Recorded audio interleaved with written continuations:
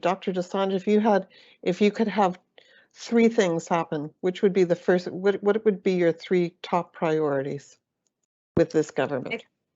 My three top priorities, the first one would have to be the immediacy and the urgency to address the overhead costs for so many of our physicians on the ground to keep their lights open. I am faced with so many members that and colleagues that have provided amazing care, and we are at risk of losing the ones we have currently in practice. And we already know we have a crisis.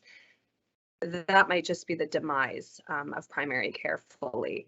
The second ask I have is a true collaborative commitment, which I do believe our government has interest in at this point, is to use our existing structures that we do have within our primary care networks and our divisions of family practice, and to ensure that physicians' voice is heard, that we are not collaborated at, but we are talked to and respected, because our opinions, we are the champions of our patients. And I think it's time that people recognize, as was so eloquently put before me, is that patients and providers together, and anchoring that we are standing here side by side, and we have, every time you come into our clinic or you come into the hospital and we are looking after you, that is our commitment to you.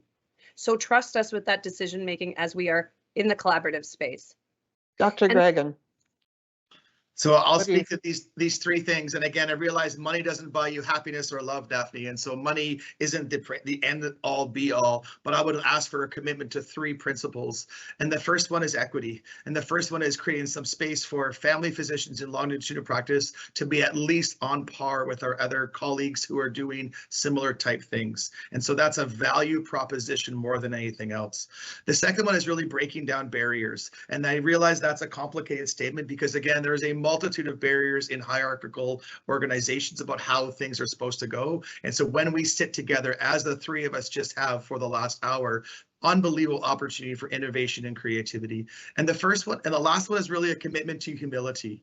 And so it's the fact that just because you've done something for a long time doesn't mean you've done it right. And so the humility, both from us as physicians, from the patients, and from the government, to say we are at a precipice of family medicine and primary care, and let's like a really good hard look on what the next 1 month, 1 year, and decade is going to look like, and let's put our cards on the table. And I don't mean that in a proverbial sense, but actually at the table that we get to sit around.